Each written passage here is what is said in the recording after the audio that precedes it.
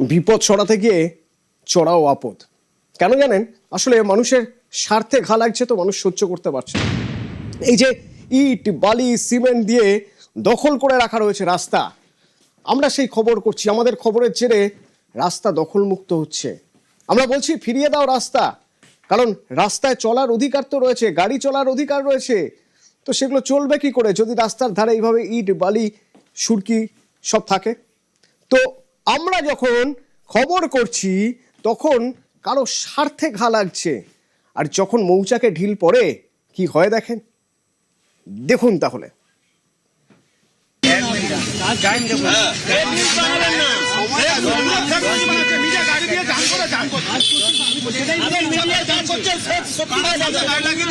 মাল তো পড়লো এখন 10 মিনিট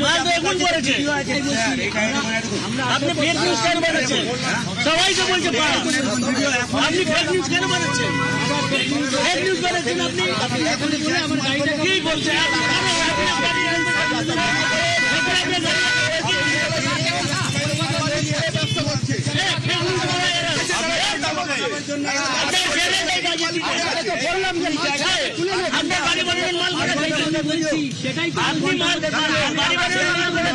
গলির ভিতরে লরি ঢুকবে, গলির ভিতরে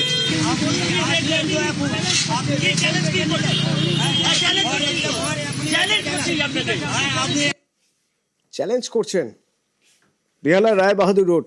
কেন চ্যালেঞ্জ করছেন জানেন? আবার সেই আগের ছবিটা দেখাই, কি অবস্থা ছিল রাস্তার, একবার দেখুন কি অবস্থায় ছিল রাস্তা।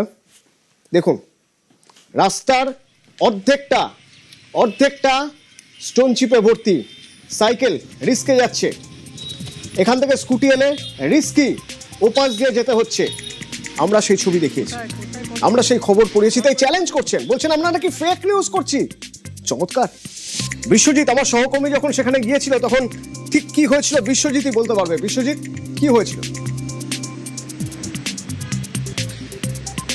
আমরা রাস্তার অধিকার এই ক্যাম্পেইনে বিভিন্ন রাস্তায় ঘুরছি এবং যেখানেই এরকম পাথর বালি ফেলে রাস্তা অবরোধ করা হচ্ছে, সাধারণ মানুষের সমস্যা তৈরি করা হচ্ছে, যানজট তৈরি হচ্ছে, আমরা সেখানে নেমে খবর করছি।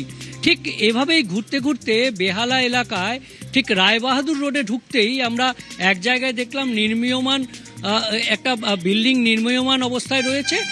সেখানেই পাশে এমনভাবে বালি পাথর রাখা রয়েছে যে 16 ফুটের রাস্তার অর্ধেকটাই আটকে রয়েছে এবং সেই বালি পাথর দেখে আমরা সেখানে নামি সরেজমিনে খতিয়ে দেখতে, ফ্যাক্ট চেক করতে।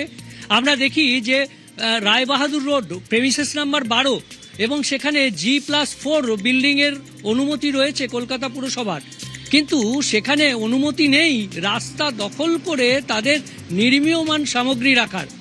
আমরা যখনই ক্যামেরায় সেই ছবি করতে শুরু করি তখনই প্রমোটার চলে আসেন, বলেন এক্ষুনি নাকি তিনি নামিয়েছেন এবং তারপর তিনি এক্ষুনি তুলে নেবেন। সঙ্গে সঙ্গে কর্মীদের লাগিয়ে দেন সেই পাথর বালি সরাতে, কিন্তু রাস্তা থেকে তো সহজে সরানো সম্ভব নয়। স্বাভাবিকভাবেই দ্বিমুখী যান চলাচল করে এই রায়বাহাদুর রোডে, কাজেই 16 ফুটের রাস্তায় যদি 8 ফুট দখল থাকে তাহলে দ্বিমুখী যান চলাচল কোনোভাবেই সম্ভব নয়।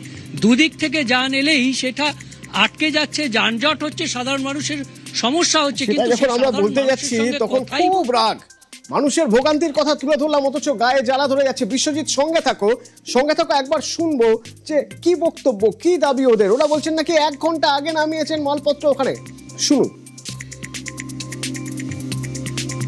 আরে এক্ষুনি তুলবে, এই তো লেবেল লেগে আছে, দেখুন না তুলছে, সবে মাল ফেলে গেছে। হ্যাঁ এক্ষুনি ছোট হাতিতে ফেলে গেছে, না রাস্তার উপর মাল ফেলা তো উচিত না, কিন্তু সবে পড়েছে। এই দেখুন এক্ষুনি আমাকে ভিডিও করে দিয়ে পাঠিয়েছে, মাল পড়েছে, তার ভিডিওটা দেখে নিন একটু। আমরা রাস্তার উপর মাল রাখছিও না, এই দেখুন ভিডিওটা কটার সময় এসছে, টাইমটা দেখুন। এগুলো তো রাতে ফেলার দরকার। আইন কি বলে? আইন জানি না দাদা আমি। হ্যাঁ সেটা বলে দিন আপনি। রাতে ফেললেও রাতেই তুলে নি, রাস্তার উপর মাল রাখি না আমরা। চমৎকার। আইন নাকি জানেন না, এদিকে কাজ করছেন, বলছেন দেখুন এই জাস্ট ফেলেছি এখনই তুলে দিচ্ছি, সেই আইনটা জানেন। আচ্ছা, এই ইট বালি পাথর এই সব কিছু রাস্তার পাশে ফেলে সেখান থেকে আবার অন্য জায়গায় তুলে নেওয়া যাওয়া চায় নাকি আইন? সে কথা বলে বিশ্বজিৎ। উনি যে দাবি করছেন যে মাত্র 1 ঘন্টার মধ্যে সব পরিষ্কার করে দেবেন, আদৌ কি সেটা সম্ভব?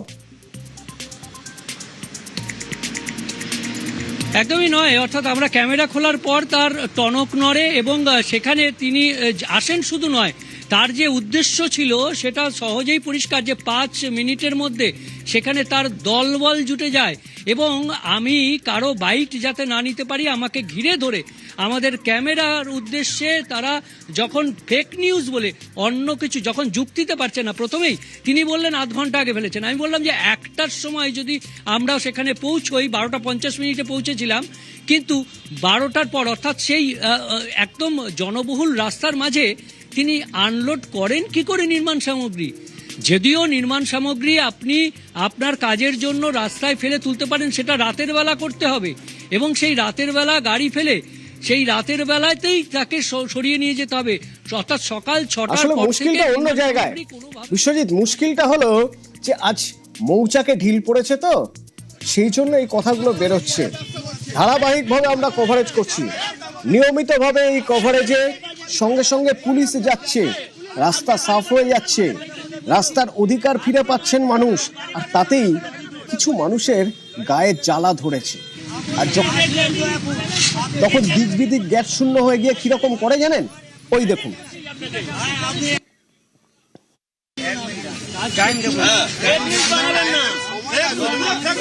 নিজে গাড়ি দিয়ে